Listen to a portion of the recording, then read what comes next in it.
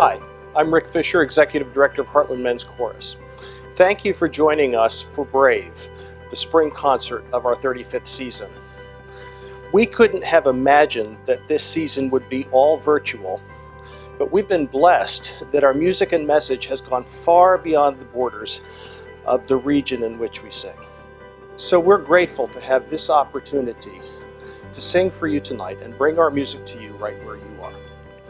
When I think about bravery, I think of a small group of young men in 1986 in Kansas City who had the vision to create a chorus that was like the choruses that they saw in the major cities on the coasts.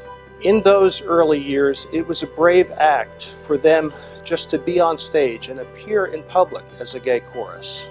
Some of them couldn't print their names in the program for fear of discrimination in employment or housing. Yet they continued to sing and became a positive face for the LGBT community here in Kansas City that sowed the seeds of social change.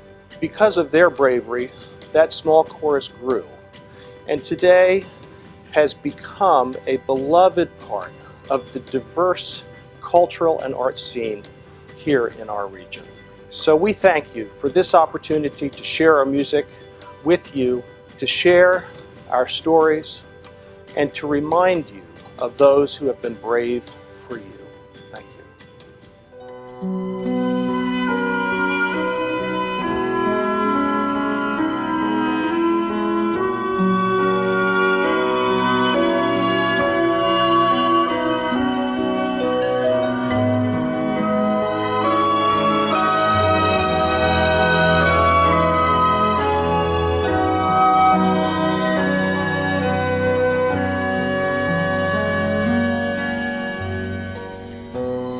Oh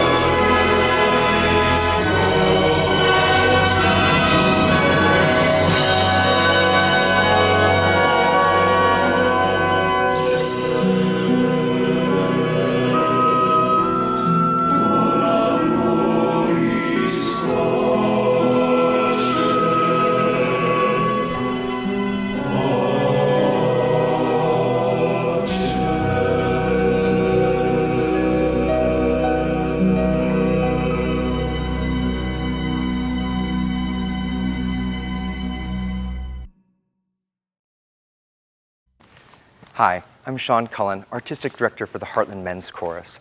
On behalf of all of our singers, volunteers, our Board of Directors, and tonight's cast and crew, I thank you for joining us for Brave.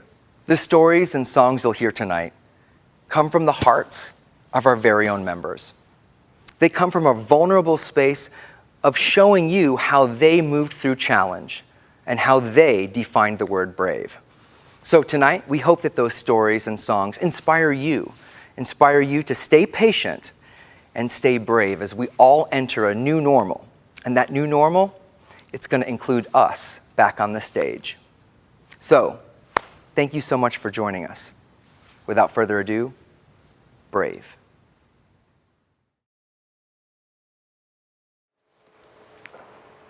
"42 years ago, I moved in with my partner, now husband. My sister calls him her favorite sister-in-law. Many families in our new suburban neighborhood were upset to have a gay couple living next to them. We had obscenities spray painted on our driveway, a fire set on our porch, and our kitchen windows broken out. One neighbor stood up for us.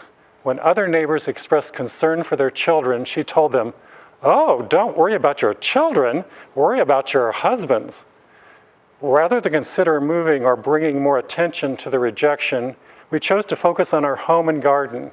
We did massive landscaping with fish ponds, retaining walls, an arbor the length of the house, and a brick drive. We hauled large rocks from the pasture ground just south of our home and planted wonderful trees and plants and flowers. After years of hard work, we were asked to be on the Wellesley Garden Tour. We gained some neighborly respect for our beautiful yard, especially after having 1,700 people tour our garden. Eventually, our annual New Year's Eve party became very popular with our neighbors, especially the ones within walking distance. Even though I never considered us as brave, by openly standing firm as our authentic selves, we did lay the groundwork for the neighborhood acceptance we now enjoy.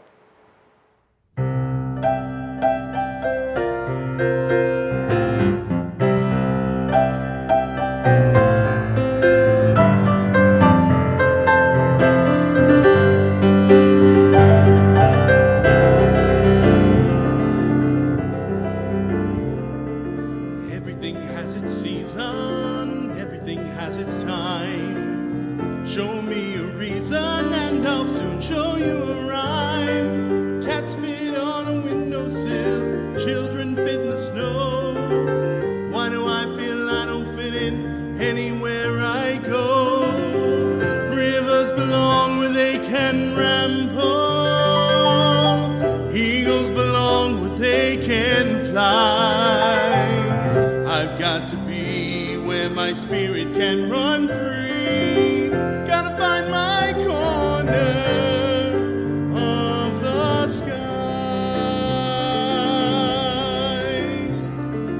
Every man has his daydreams, every man has his goal. People like the way dreams have of sticking to the soul. Thunderclouds have their lightning, nightingales have their song. Don't you see I want my life to be something more than long? Rivers belong where they can ramble.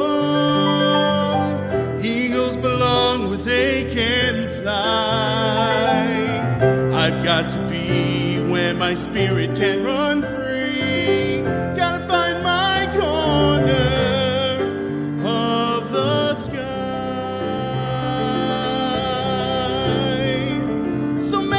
Seem destined to settle for something small, but I won't rest until I know I'll have it all.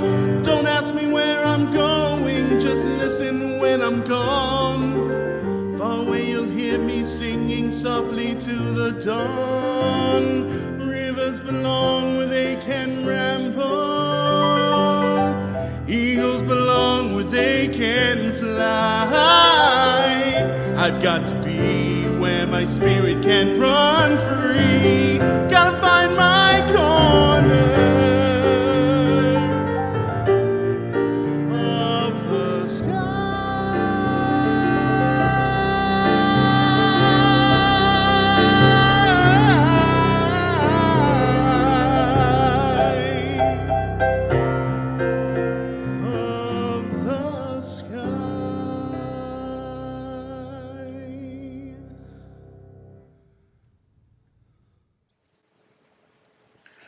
When I came out to my family in my mid-20s, they made it clear to me that they didn't want to talk about it. When I was 36, I met Rick Fisher. We started dating long distance, and it was clear fairly early that this man was going to be in my life significantly. He told me that he would be visiting me over Thanksgiving, so I set the wheels in motion to include him in my family's holiday plans. A few months before Thanksgiving, I mentioned to my parents that I had met this special man, and I showed them a picture of Rick. This was quite unusual because I never shared anything about my personal life with them, but I wanted to prepare them for the first time they would meet him, and my mother generally seemed interested. The weekend before Thanksgiving, I visited my parents and reminded them about Rick and said he was going to be here for Thanksgiving. And that didn't go over very well, but after my dad left the room, my mother told me that she would talk to my dad and she thought he would come around. The day before Thanksgiving, my mother called and said they talked about it, but they thought it would just be best if our family was at the meal, and they thought Rick could do something else for a few hours. So I told my mom if Rick were not invited to our family's meal, then I wasn't going to attend either. My mom called me back and she was pleading with me to please come to our family gathering, and she was using guilt that my father was ill and this could be his last Thanksgiving with us, and why did I have to be so selfish? But I kept my promise, and we did not attend my family's Thanksgiving that year. The whole day felt weird to me, like I knew I was supposed to be with my family, but I was taking a stand that they would need to recognize my partner if they wanted to see me. So fast forward a year later, Rick is living with me in Kansas City, and that year my sister hosted Thanksgiving at her house, invited us both. Eventually, my family got used to Rick being around, but it took me taking a stand with my family at that first Thanksgiving for that change to come.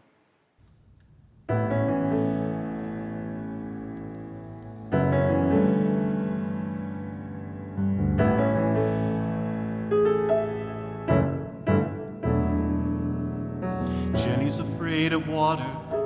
I mean, she swims so well, but still she's afraid of water. And so she won't go near the sea. Not me. Katie's afraid of darkness. I mean, she sleeps and all, but still she's afraid of darkness. So when the lights go out, she has to hold my hand.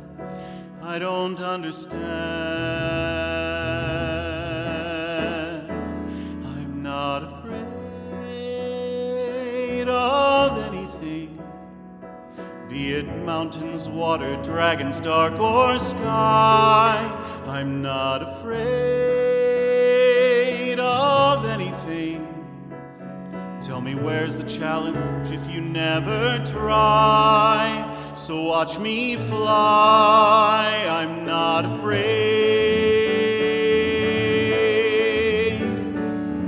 Daddy's afraid of babies. I mean, he got through me, but now he's afraid of babies. Guess he's scared of what they'll be. Not me. Mama's afraid of crying. You know, she tries to hold it in. She's afraid of crying. She can look at you with tears stuck in her eye, and I don't know why. I'm not afraid of anything, be it growing old or going out of style. I'm not afraid of anything. Who would give up what they want without a trial? Another mile, I'm not afraid. And I hear the calling of adventure, and I hear the ringing in my ear. The lights are glaring, trumpets blaring, I'm right here. And I hear the calling of tomorrow, and I hear the stirring in my bones. David loves me. He's afraid to hold me. Listen to the sound of the excitement. Can you feel the pounding in my heart? The lights are ready, pulse is steady, I can start. Never stop the calling of the challenge, blessing of the water and the stones. And David loves me. He's afraid to tell me. And David loves me. He's afraid to trust me. He's afraid to hold me. And he'll always be.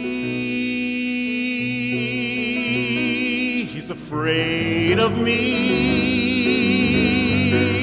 And I'm not afraid of anyone.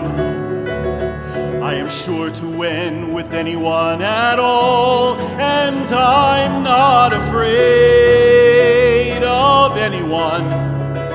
Not a soul alive who can get behind this wall. So let them call and watch them fall, 'cause after all, I'm not afraid.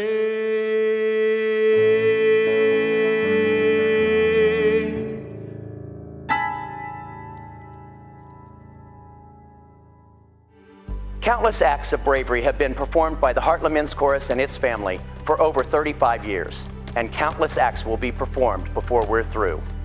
I'm Dudley Hogue, the Development Director for the Heartland Men's Chorus, Kansas City, and I'm going to ask you to perform one more act of bravery tonight. Please go to HMCKC.org and give what you can to help us raise our goal of $10,000. Of course, gifts of any size are gratefully appreciated, but if you can support the chorus at the $50 level, you will receive one of our new 12-ounce wine tumblers with the HMCKC logo. If you can support us at the $80 level, your family will enjoy 2 of these new wine tumblers. Please go to HMCKC.org and give what you can. And thank you for being brave for us.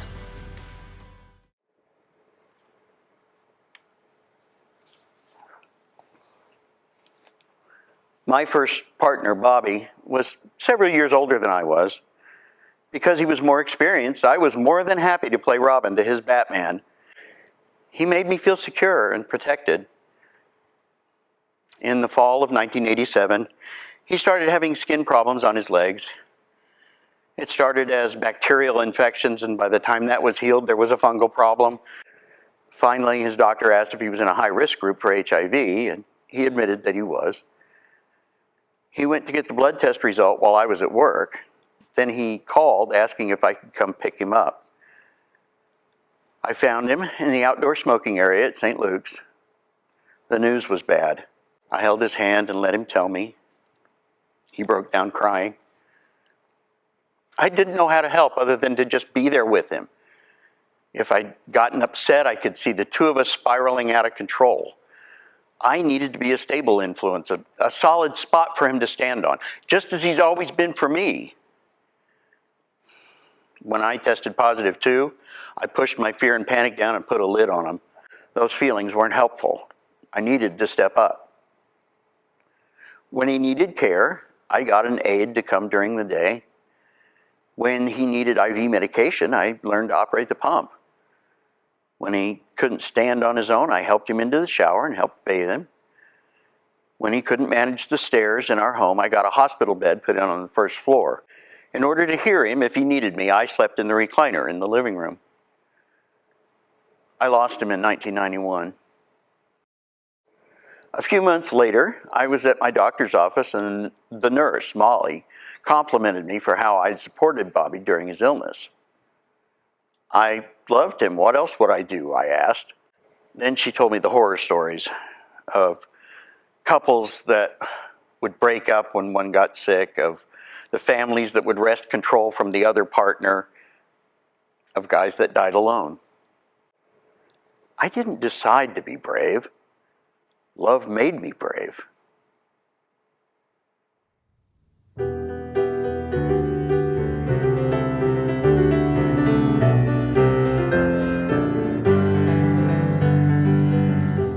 Never made this world, I didn't even lose it, and I know no one said it was fair, but they had a garden once, they had the chance to choose it.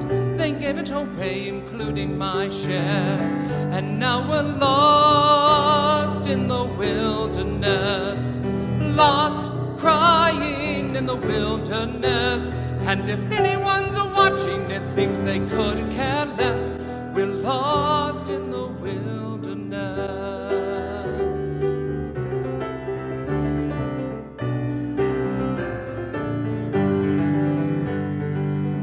You follow all the rules, you swallow all the stories, and every night you wish on a star.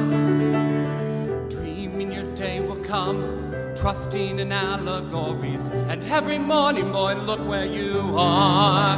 And now we're lost in the wilderness, lost, slowly dying in the wilderness, with no chance of living, boy, until you confess. We're lost in the wilderness. Don't you ever watch the eagle fly to the sun and wonder how it got to feel so free? If you ever had, you know your journey's begun. Hey, what do you got to lose, boy, when already we are lost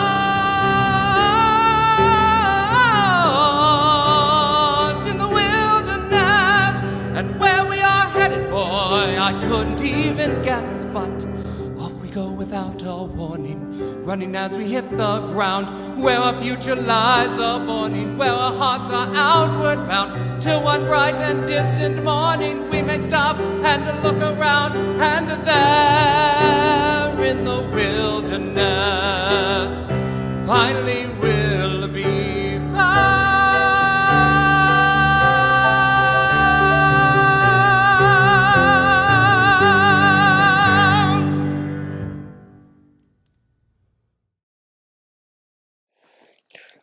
Am I brave? I don't feel brave most days, but then I remember a scared little girl watching her father die. 4 months, a phone call, her mother has taken her own life. She shuffled house to house after addiction, pain, and suicide ripped her life apart. Tears, so many tears, but somehow she continued to hope that one day things would be better. And I remember her fighting to find herself, the scars on her skin matching the scars in her heart. Discovering addiction early, somehow she survived. I remember a lonely young woman of 17, a runaway, a dropout, longing for a family, someone to love, finding it under the safety of a steeple. But the pain of a troubled past remains, and after a rape, after a miscarriage, after an overdose, waking up after another suicide attempt, she walks into a hospital looking for that hope that had faded. I don't feel brave most days. But then I remember a kind nurse with so many questions, hours of reading, story after story, people just like me. And then I remember waking up and opening his eyes for the first time.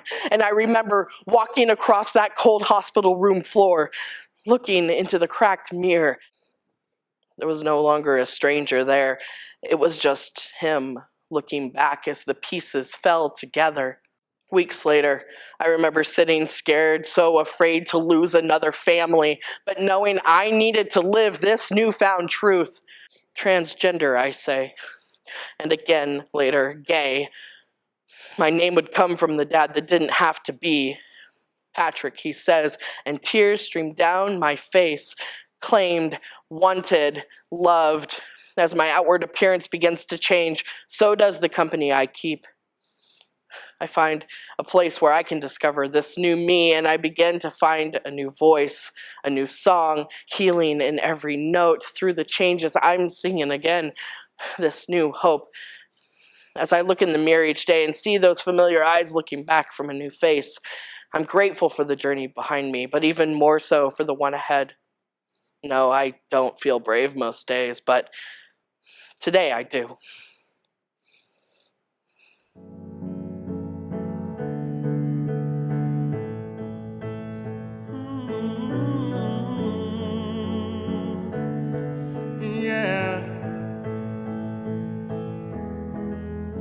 I staring my reflection in the mirror.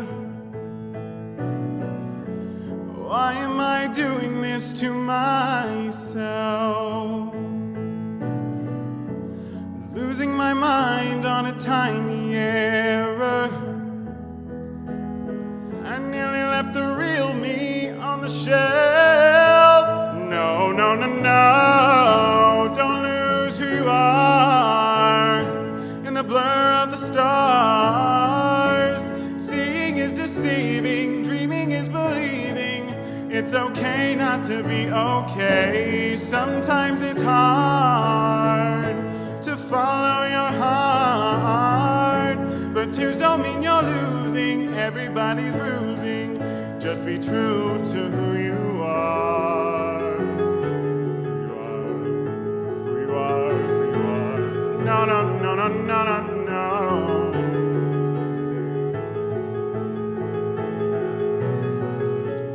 Brushing my hair, do I look perfect? I forgot what to do to fit the mold, yeah.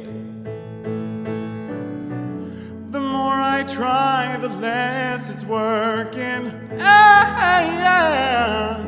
'Cause everything inside me screams no, no, no, no, no, no, no, no, yeah. Don't lose who you are in the blur of the stars. Seeing is deceiving, dreaming is believing. It's okay not to be okay. Sometimes it's hard to follow your heart, but tears don't mean you're losing. Everybody's bruising. There's nothing wrong with who you are. Yes, no's, egos, fake shows like, whoa, just go and leave me alone. Real talk, real life, good love, good night, with a smile. That's my own.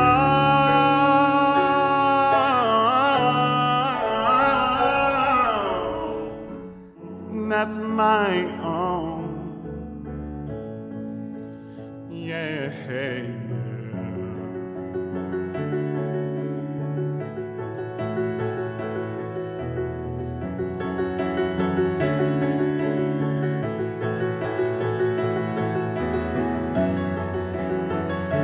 No, no, no, no, no, no, no, no.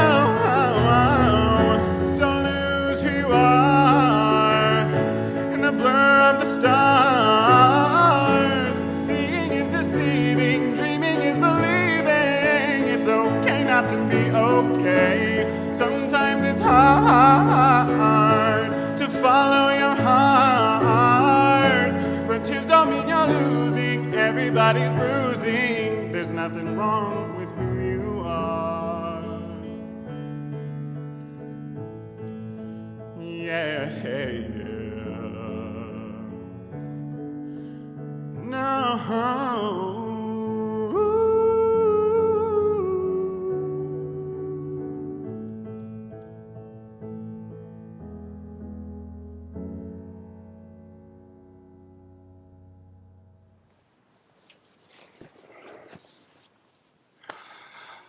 Brave.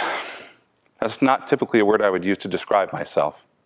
When I was young, my parents used to play a game with me to get me to go to bed. Mom was in front, Dad was in back.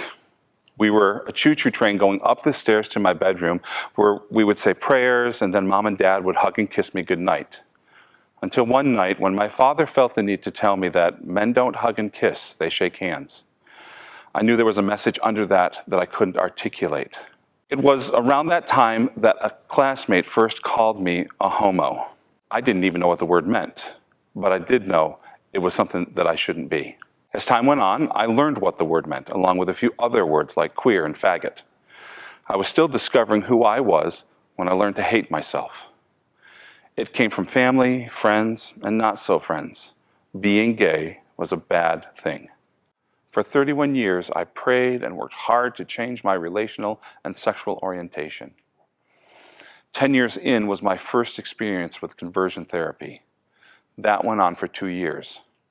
I learned all the catchphrases, again, more excuses why I wasn't really gay.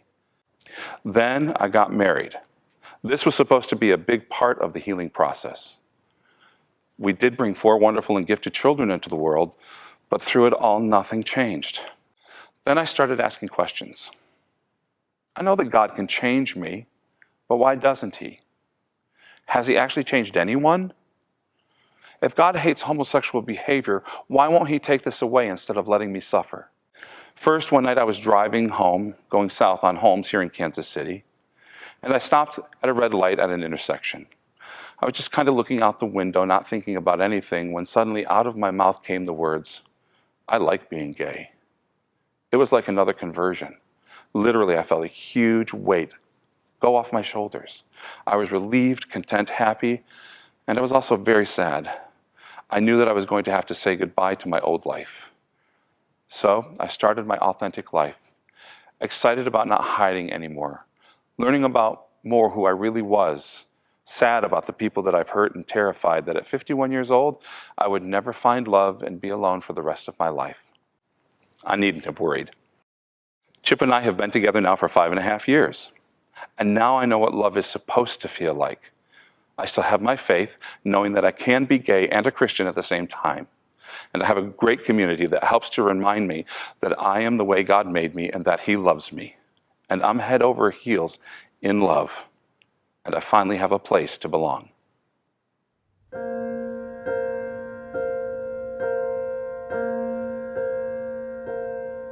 My mother bought it secondhand from a silent movie star.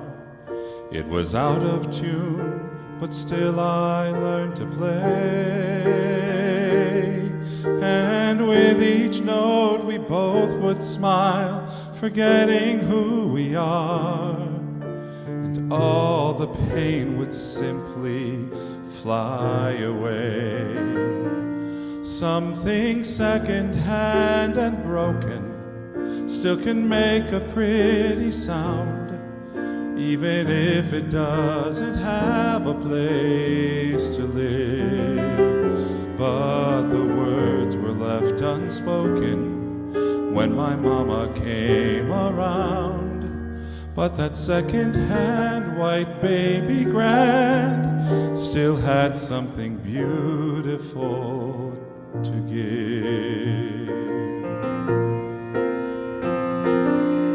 Through missing keys and broken strings, the music was our own, until the day we said our last goodbye. The baby grand was sent away, a child all alone, to pray somebody else would realize. Something second-hand and broken still can make a pretty sound, even if it doesn't have a place to live. Oh, the words were still unspoken now that Mama's not around.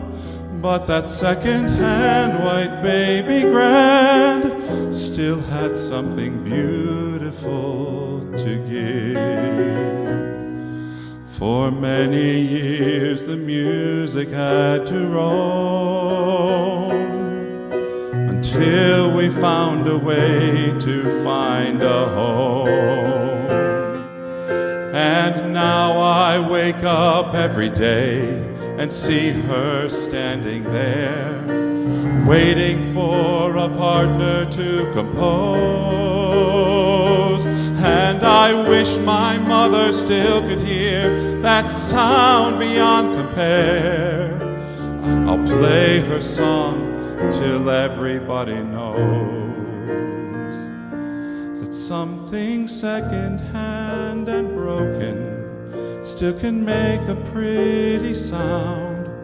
Don't we all deserve a family room to live? Oh, the words can't stay unspoken until everyone has found that second-hand white baby grand that still has something beautiful to give.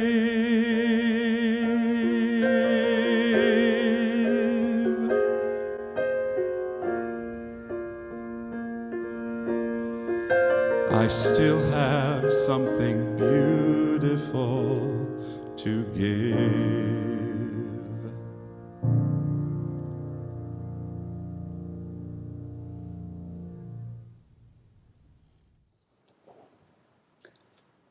I didn't have the courage to tell her about my true self for a long time. As a child, I thought I knew how she might react to my truth of being gay. Her small town upbringing and traditions mixed with my own made me think that I might lose her and lose her love forever. I made a choice. I would rather have some of her love and live in a lie than to tell her my truth and lose her forever. I was 22. She was the last person I actually told. I knew she was ready because my sister called me and said, "Hey, your mom's going to ask you the question, and you better have an answer for her." And it came to be that my mother, being brave and overcoming a lifetime of beliefs, traditions, and teachings, sat me down and decided she was ready to have all of her son back. No lies, no omissions, just the truth. My truth. In the years since then, I have been blown away by her willingness to not only accept me, but to be a voice for other parents of LGBTQIA people in my hometown.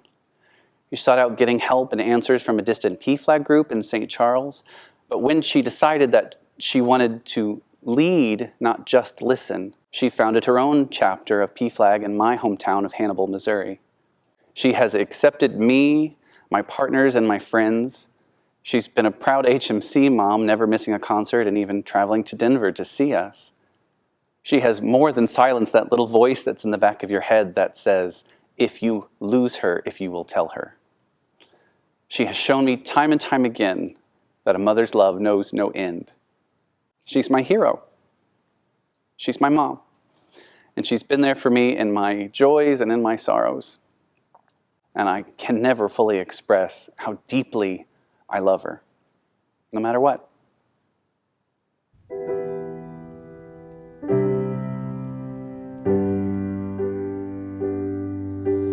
When I was a young man, I was scared of growing up. I didn't understand it, but I was terrified of love. Thought I had to choose like it was out of my control. I needed to be saved. I was going crazy on my own.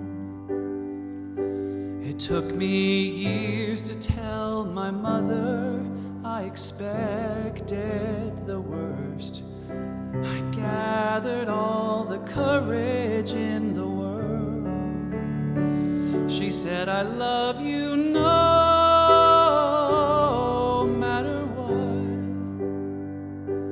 And I just want you to be happy and always be who you are. Then she wrapped her arms around me, said, don't try to be what you're not, 'cause I love you no matter what. And she loves me no matter what. I got a little older, wishing all my time away, riding on the pavement, every sunny day was gray. I trusted in my friends, and then my world came crashing down. Wish I'd never said a thing, 'cause to them I'm a stranger now. I ran home and saw my mother. It was written on my face. Felt like I had a heart of glass about to break. She said, I love you no matter what. And I just want you to be happy and always be who you are. Then she wrapped her arms around me, said, don't try to be what you're not, 'cause I love you no matter what, yeah. Now I'm I'm a man and I'm so much wiser. I walk the earth with my head held higher. I've got the love that I need, but I was still missing that one special thing. My reflection looked back at me, and I said, I love you no matter what, and I just want you to be happy and always be who you are. Then I heard my mom resounding, don't try to be who you're not, 'cause I love you no matter what. And she loves me no matter what. And I love her no matter what.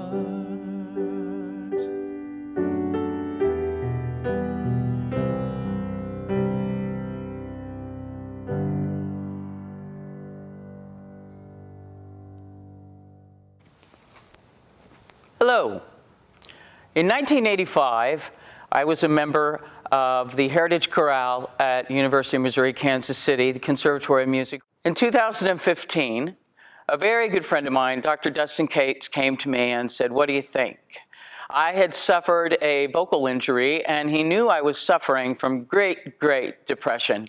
He asked me, what do you think? And I said, sure, I'll do it. I'll put on a tux. I have no problem at all. But was I really making the right decision? How brave would I need to be to walk? Here would be a lesbian, the first female to sing in a gay men's chorus. What would they think? She's studied voice before, and she has high voice. Why would she have low notes? Well, I walked into my first rehearsal. Oh God, I was shaking. Oh, how I was shaking. I didn't know how they would take it. But I made my way, Dustin introduced me, I made my way to my seat, and I carried my weight. I was lucky enough to gain a solo for Gala in 2016 for Equality.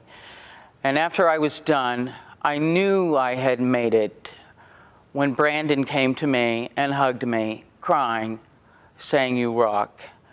It took a lot, it took a great deal for me to step into Grace and Holy Episcopal Church on that fall day in 2015, but I have no regrets, and I'm proud.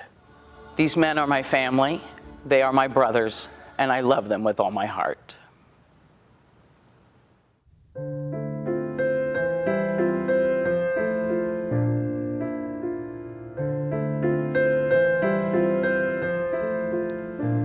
You with the sad eyes, don't be discouraged, oh I realize it's hard to take courage in a world full of people. You can lose sight of it, and the darkness around you make you feel so small.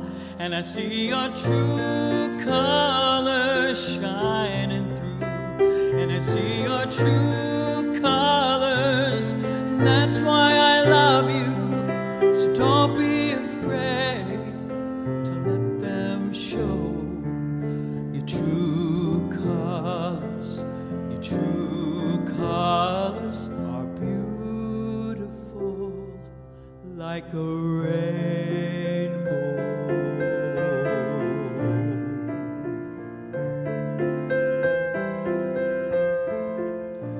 Show me your smile then, but don't be unhappy. Can't remember when I last saw you laughing. If this world makes you crazy and you've taken all you can bear, just call me up, because you know I'll be there. And I'll see your true colors shining through, and I'll see your true colors. That's why I love you. So don't be afraid to let them show your true colors. Your true colors are beautiful like a rainbow.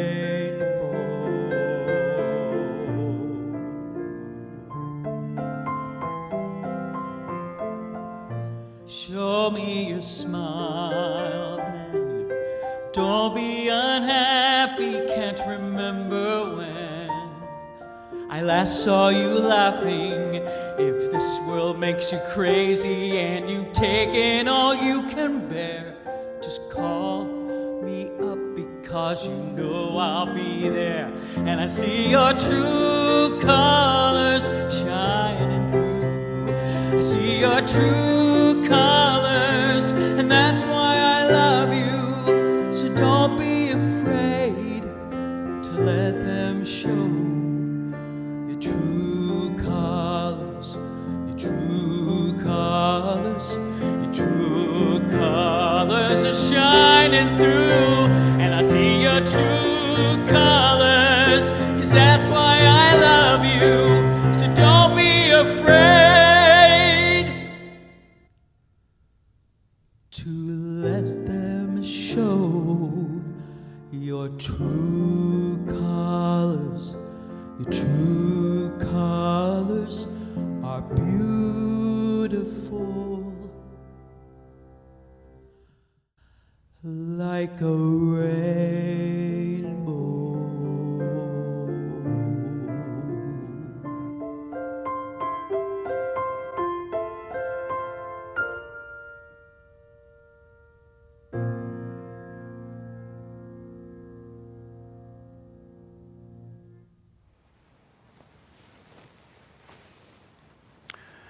Recently, I came to the realization that sometime in the next several months, this summer, 2021, I will have been HIV positive for over half my life.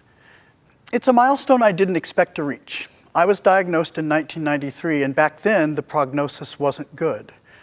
I watched friends, lovers, scores of strangers wither away and die, and as far as I knew, I was seeing my own near future, my own fate play out repeatedly before my eyes.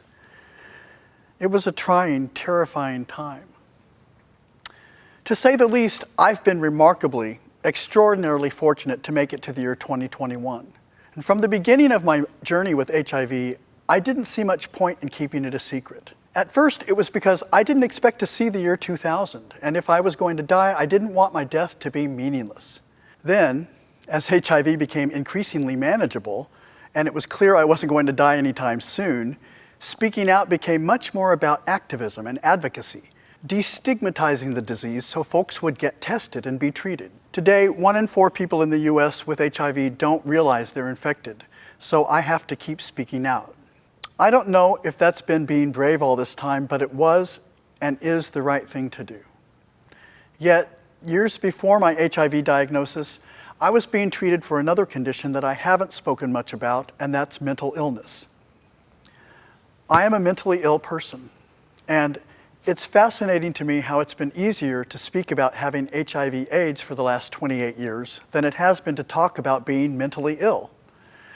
In our society, mental illness is mostly treated like a punchline or an insult, and unlike other developed nations, we don't have a robust, proactive, accessible public mental health care system. Again, I'm fortunate. Like with HIV, my mental illness is managed very well with medication and cognitive behavioral therapy. But in the US, it's a lot easier to access mental health care if you're male and white, and if you have the means to pay. I believe my openness about having HIV/AIDS has helped make a dent in the stigmatization of the disease, and I feel I've been remiss in not discussing my mental health challenges, so I'm doing that now. Nearly half the estimated 60 million mentally ill adults and children in the United States go entirely without treatment. And those who do seek treatment have to navigate a fragmented and costly system fraught with obstacles. And that was before COVID-19 complicated everything. I want to see us treat mental illness seriously, like any medical condition, and that begins with raising awareness. Like I said, I myself have been remarkably fortunate. And like with HIV/AIDS, if my speaking out about mental illness can help, it's the right thing to do. And sometimes being brave can simply be choosing to do the right thing.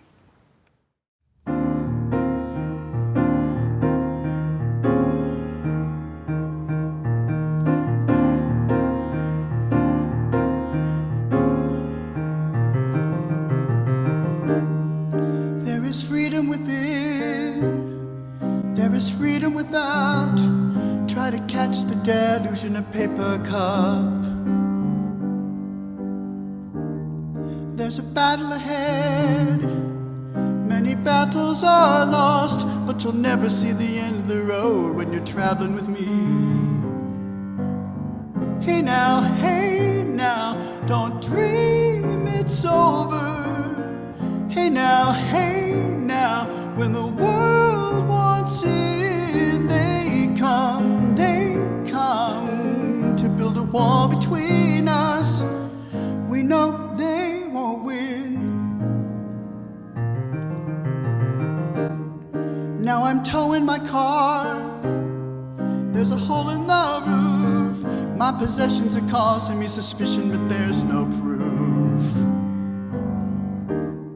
In the paper today, tales of war and of waste, but you turn right over to the TV page. Hey now, don't dream it's over. Hey now, when the world wants in, they come to build a wall between us. We know they won't win.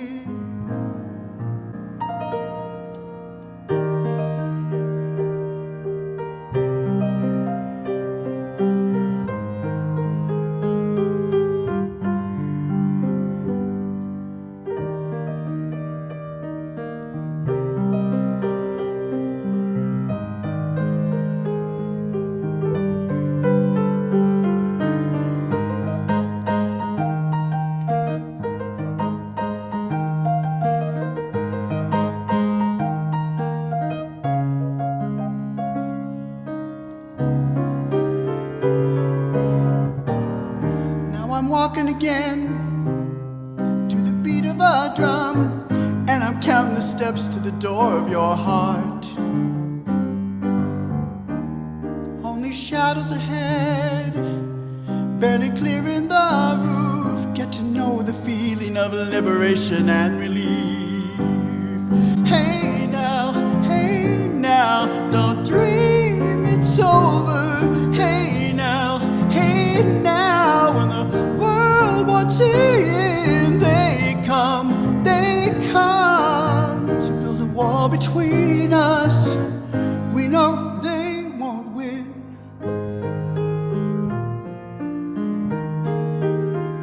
Don't let them win.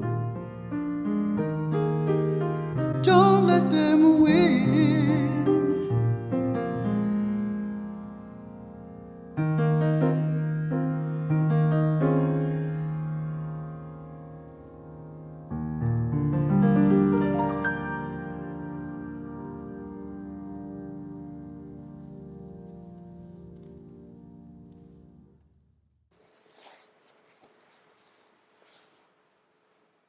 On March 16th, 2018, I woke up in an ambulance.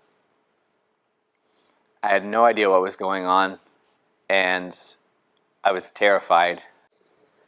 And I was wheeled into a hospital where I was met by my fiance and my stepdad and my mom. And the doctors told me I had a seizure.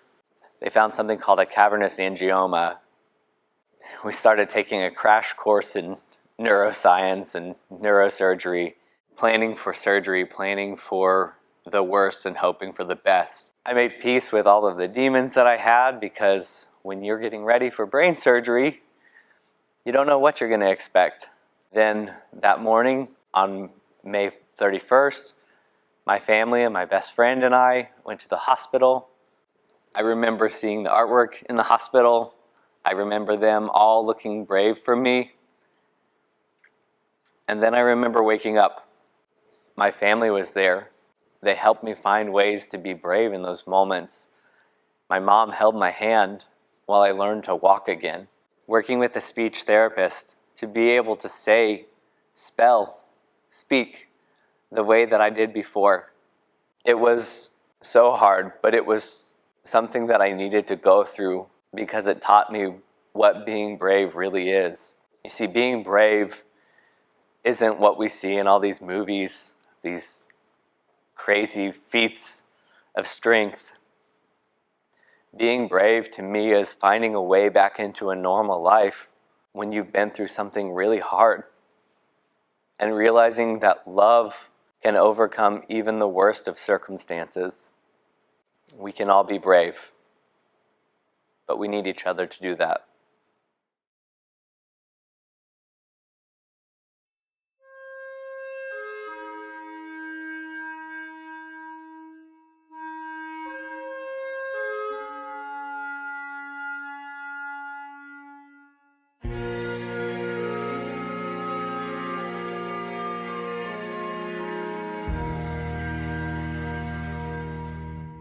If you're unbreakable,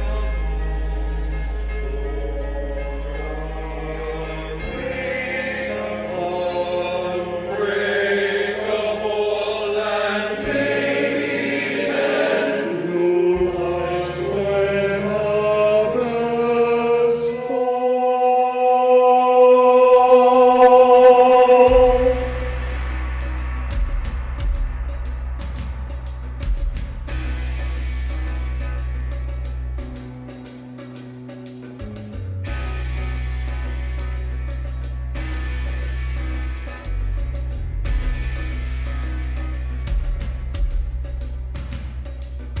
Challenges.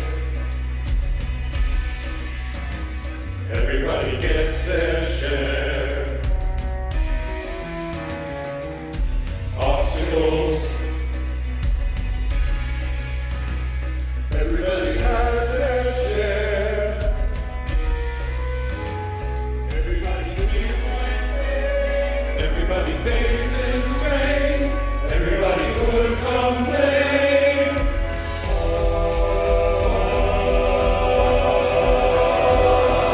We are survivors.